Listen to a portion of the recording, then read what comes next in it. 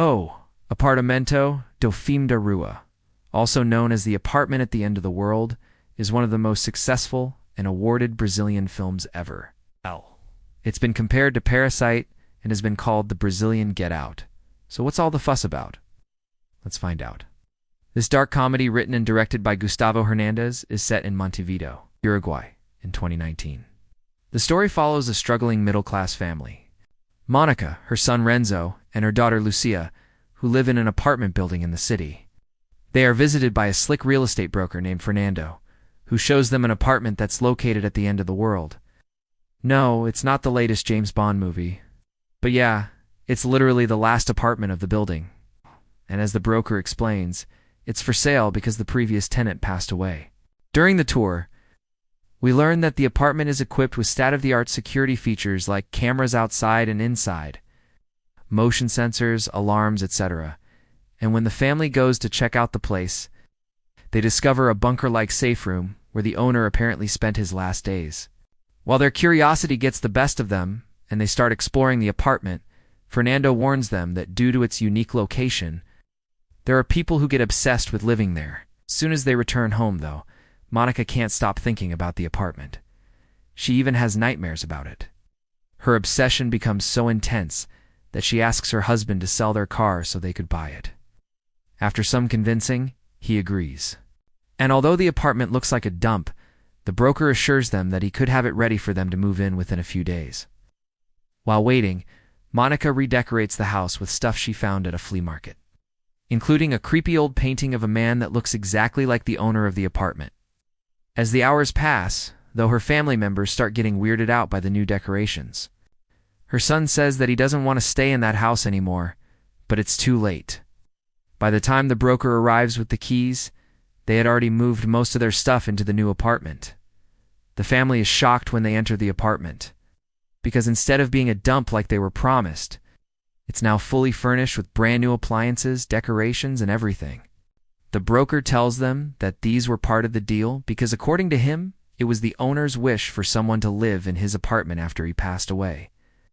He then warns them again to not let anyone in, because if any strangers try to enter the apartment, they should call the police right away, and then he leaves. As soon as the door closes behind him, though, Monica freaks out and says that she wants to go back to their old apartment. But her family reassures her that everything will be fine, and they start unpacking and settling in. Days pass, and the family starts enjoying life in their new apartment. They love the furniture, the appliances, the decorations, the view, etc.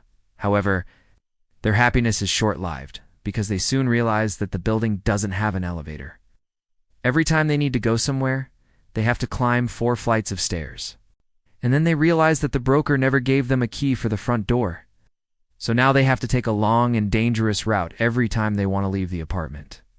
After a while, Monica's son starts researching the neighborhood online and discovers that the apartment is actually located in one of the most dangerous areas of the city. Just then, her husband comes home with groceries and reveals that he got robbed on the way. Luckily, he wasn't hurt, but it makes everyone realize that they shouldn't have moved in. But unfortunately, they're now in too deep to turn back. Selling the apartment would mean losing half of their money, plus their old apartment was already rented out.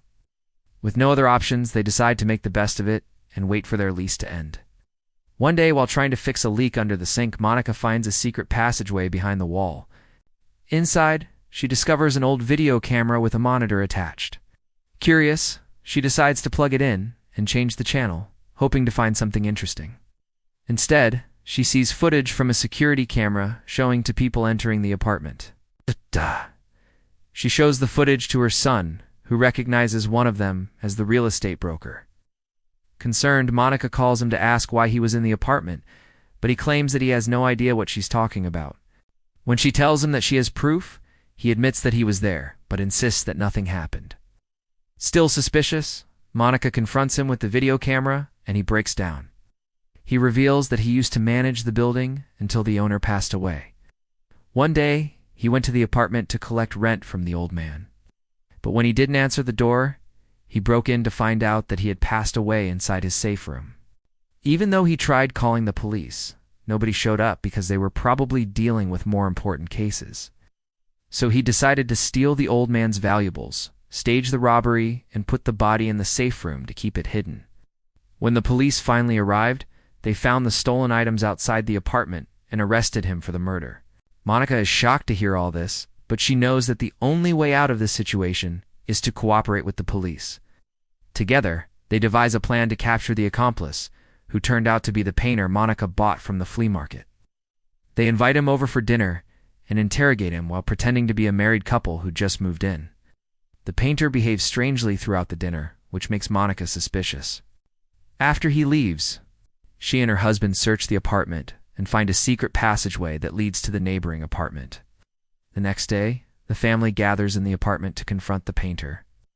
Monica pretends to be furious at her husband for hiring someone from the black market, while her son secretly records the whole thing on his phone. The painter tries to defend himself, but Monica cuts him off. When he tries to leave, she blocks the door. Just then, the broker enters the apartment and pulls a knife on Monica, but she threatens to call the police unless he surrenders. The three of them are then arrested and taken to the police station. As the film ends, we see that the mother and son managed to get rid of the creepy painting, but somehow the picture on the wall was replaced with another creepy painting of a man holding a knife, presumably foreshadowing the ending of the film. So that's how a middle-class family got trapped in a crime scene, and how they outsmarted criminals to escape. If you liked this video, don't forget to leave a thumbs up. And if you'd like to watch another movie, then click on one of the two options on the screen. Thank you for watching, and I'll see you in the next one.